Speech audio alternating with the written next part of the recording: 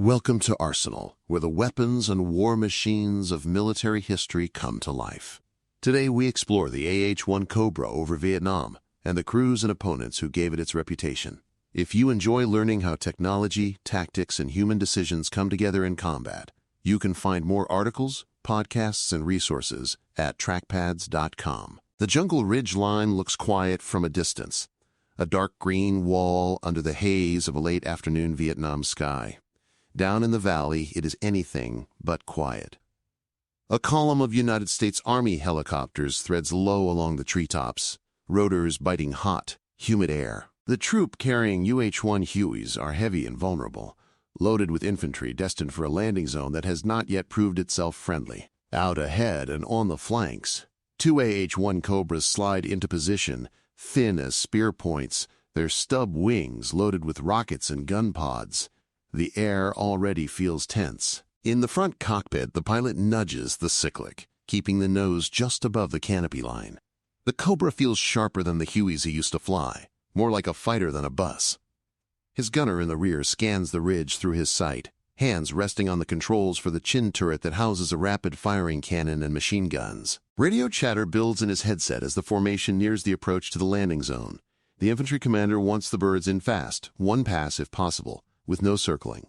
Arsenal is the Friday feature of Dispatch, United States military history magazine, and this sort of mission sits at its heart. The first enemy tracers rise almost lazily from the tree line. Then, in a sudden swarm, heavy machine guns and automatic rifles hammer at the sky, reaching for the troopships. The Cobras roll into their attack runs like diving hawks, dropping their noses toward the firing points. Rockets flare from the pods in ripples, walking explosions along the ridge as the gunners stitch the positions with cannon bursts.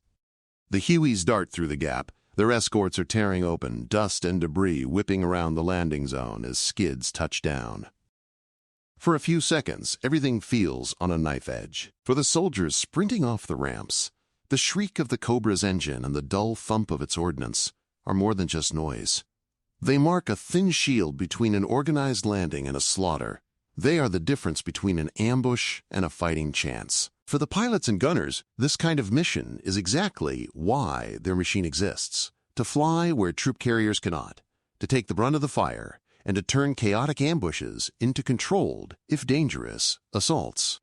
The Cobra's presence in that valley is the visible end of a longer story. It is a story about frustration, doctrine, and the search for a helicopter that was built from the start to kill. When the United States committed large ground forces to Vietnam, the Army's air arm sat in the middle of a revolution. Air assault doctrine promised to put infantry almost anywhere on the battlefield within minutes, riding into combat on AH-1 Hueys that could land in clearings too small for fixed-wing transports. On paper, it looked like a flexible answer to a war of ambushes and elusive enemies. In practice, it exposed a brutal and simple vulnerability.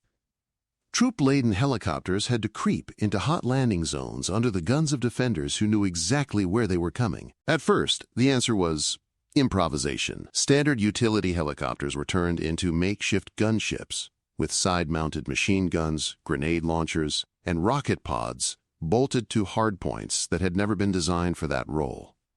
These armed Hueys, flown by aggressive crews, gave the assault forces badly needed immediate fire support. They could rake tree lines, pop smoke, and blast suspected ambush positions just before the troop carriers touched down. But the gun Hueys were still big, relatively slow targets with wide frontal areas and limited armor. As enemy forces brought more heavy machine guns and automatic weapons into the fight, losses mounted, and the limits of improvisation became painfully clear. There was a second, longer-term problem on the horizon. Even while fighting in Vietnam, planners were looking ahead to the possibility of facing massed enemy armor in Europe or elsewhere. The Army had field artillery and tactical jets, but it needed a way to put accurate, flexible anti-armor firepower anywhere along a front at short notice, over rough terrain and in bad weather. A dedicated attack helicopter promised a powerful answer.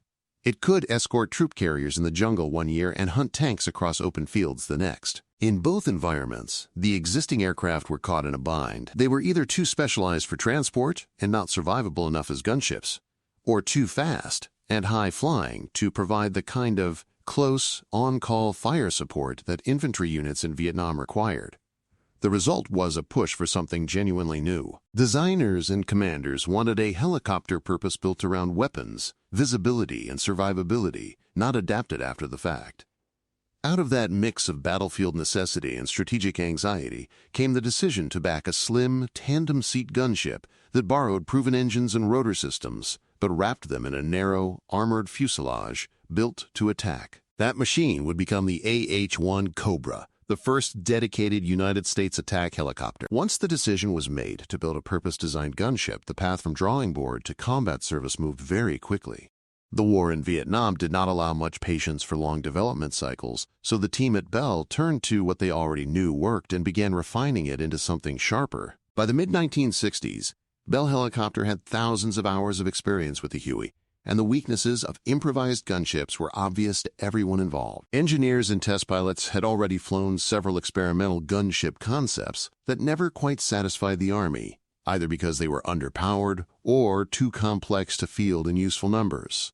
Out of that experience came the Model 209, a focused attack helicopter that quietly borrowed the Huey's proven engine, transmission, and rotor system. Those familiar components were then wrapped in a narrow tandem cockpit fuselage with stub wings for weapons and a chin turret under the nose. The prototype flew in 1965 and moved from demonstration to production with unusual speed, driven by the need to get something better than gun Hueys into Vietnam as soon as possible. On paper, the new helicopter was a two-seat, single-engine attack machine built in the United States by Bell for the Army, entering service in 1967 as the AH-1G. It drew heavily on Huey parts to simplify logistics and training, but its silhouette was completely different, cutting a much slimmer profile in the air. In place of a broad cabin, it had a tandem crew arrangement, a chin turret that could mount a minigun, a grenade launcher, or both, and stub wings that carried pods of folding fin aerial rockets. Typical crews flew with a pilot in the rear seat and a gunner in the front, and both seats had flight controls. That combination made the Cobra feel like a fast, armed extension of the existing helicopter family rather than an exotic one-off. Performance matched the aggressive look. In service, the Cobra could reach speeds in the range of 150 to about 170 knots, a noticeable improvement over troop carriers it escorted. Its combat radius allowed it to ride along with lift ships deep into contested terrain, then loiter long enough to cover extractions or repeated attack runs. Because so many components were shared with the Huey, maintenance units did not need to reinvent their entire supply chains.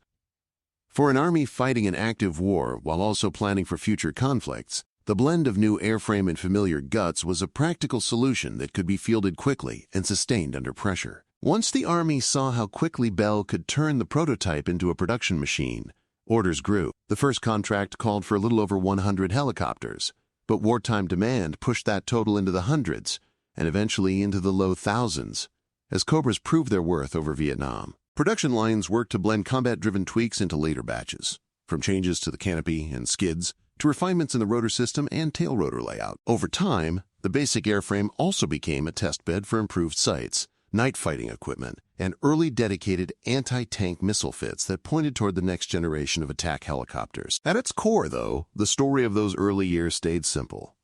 Take what already worked in the Huey, sharpen it into a purpose-built gunship, and get it into the hands of crews who had been making do with improvisation. Seen up close on a revetment line, the AH-1 Cobra looks more like a flying spear than a traditional helicopter.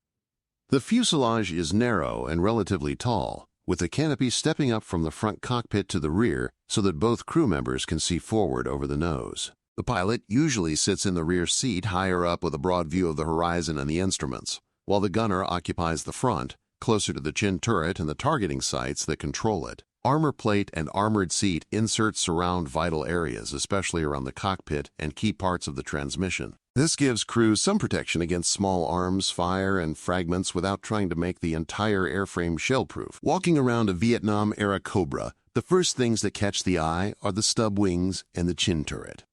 Each wing typically carries pods of 2.75-inch rockets, sometimes mixed with gun pods or smoke launchers depending on the mission. Under the nose, the turret often houses a 7.62mm minigun, a 40mm grenade launcher, or a combination of both, all slave to the gunner's sight and hand controls. In practice, that means the front seater can swing the turret quickly from one tree line to another, hosing down firing points or dropping grenades into gullies while the pilot holds the helicopter in a shallow bank or dive. Above them, the main rotor is the familiar two-blade Huey system tuned for the Cobra's slimmer body, and the tail boom and tail rotor layout are close enough to the AH-1 family to feel instantly recognizable to maintenance crews. Inside, the crew stations are tight, but purpose-built for the attack role.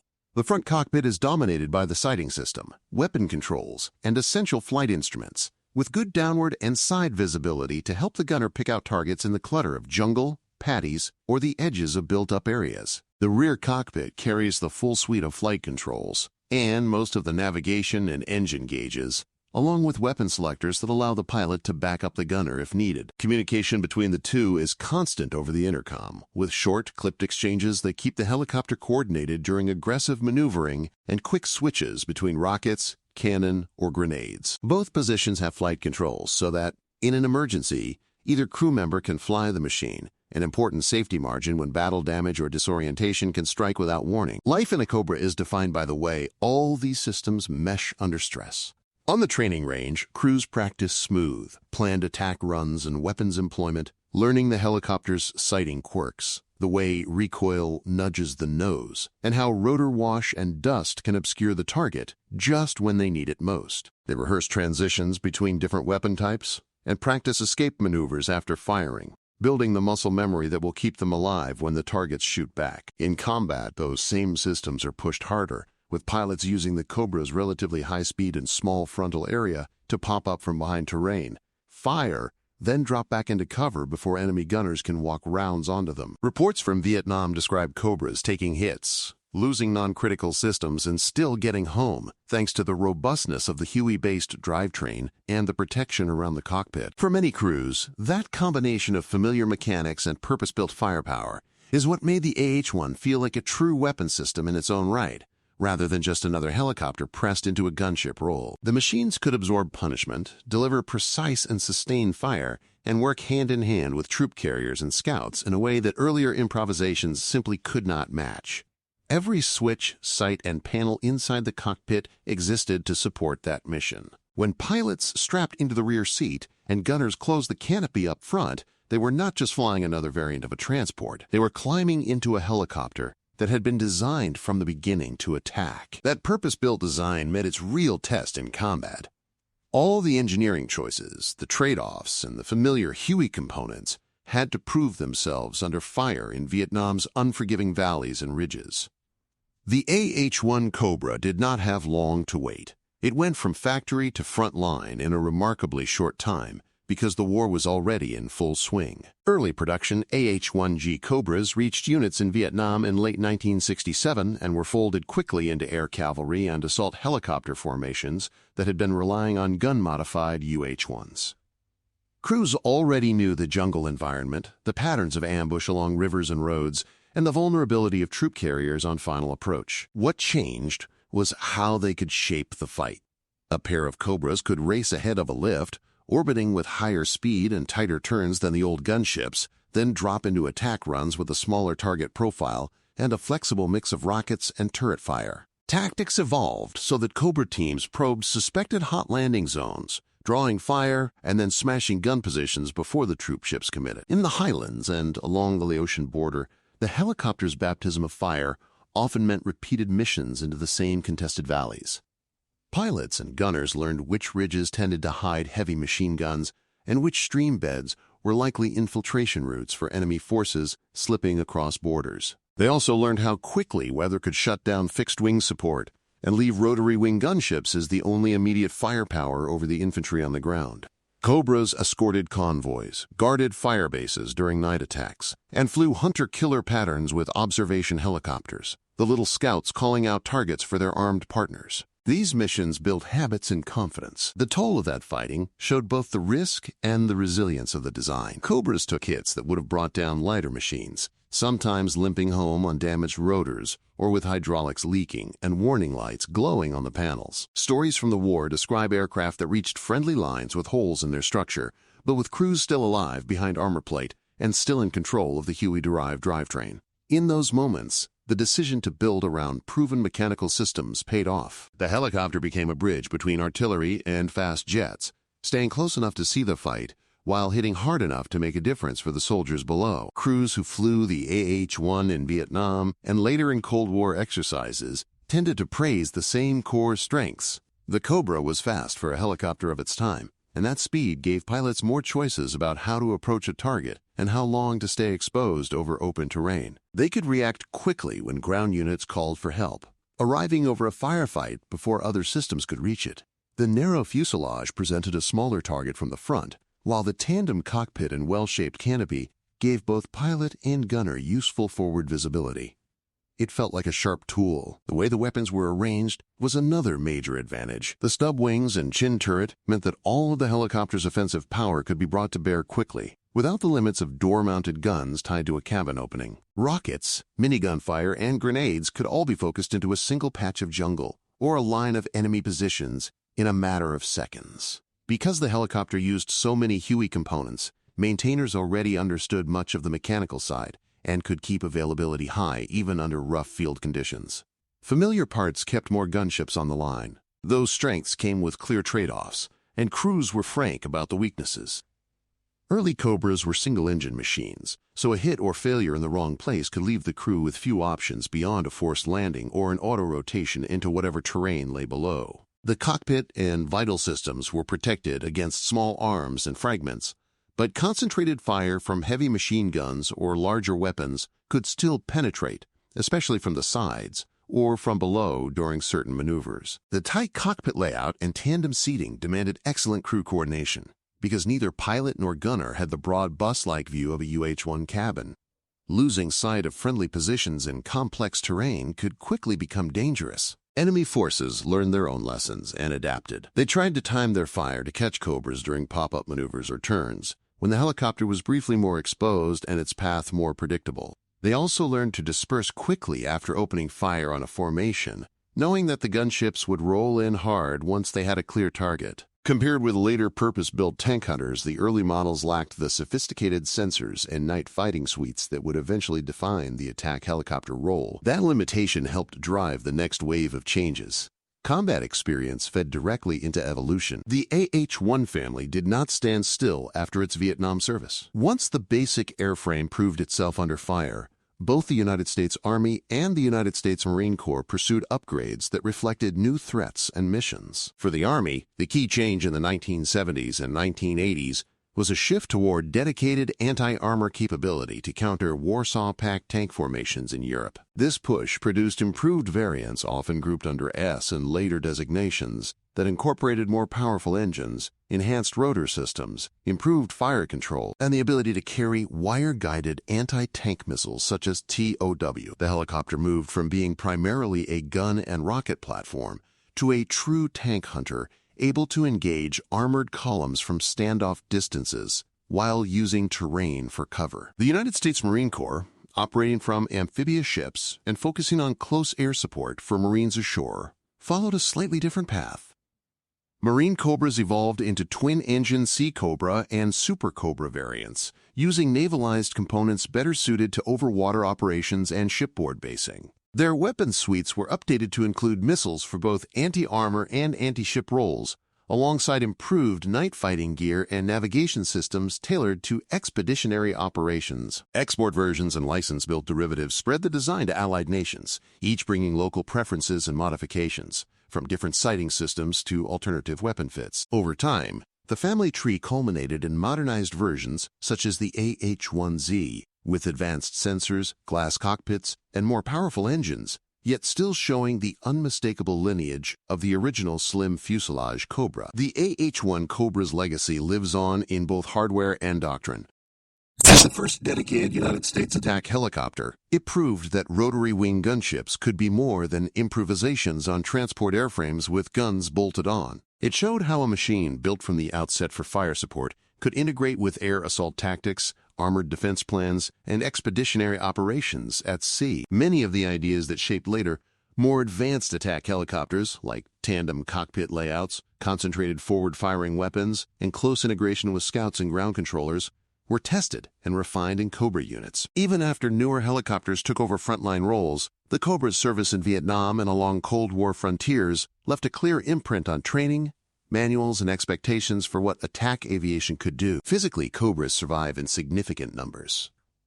Retired airframes stand on pedestals outside National Guard armories, veterans halls, and bases across the United States, often painted in Vietnam-era or desert camouflage schemes that reflect their service histories. Museums with aviation and military collections display Cobras in indoor galleries or outdoor air parks, sometimes alongside the AH-1s they escorted, giving visitors a sense of how the family of airframes work together in practice. Some examples remain in limited service or appear as flying heritage aircraft, their rotor beats and distinctive profiles drawing attention at air shows and commemorative events. They still turn heads. For readers and listeners who follow dispatch and trackpads, Cobras appear in photo sets, video clips, and interviews with pilots, gunners, and ground troops who depended on them when it mattered most. The enduring appeal of the AH-1 lies in that combination of sharp, purposeful design and the human stories wrapped around it, from the valleys of Vietnam to training ranges and museums where its silhouette still signals the arrival of an attack helicopter. Behind every one of those airframes stand crews and opponents whose lives turned on how well the machine performed when the guns opened up. You can also hear narrated versions of Arsenal features as part of the Trackpad's podcast feeds and dispatch audio editions. That is where the sound of the Cobra's story continues to echo.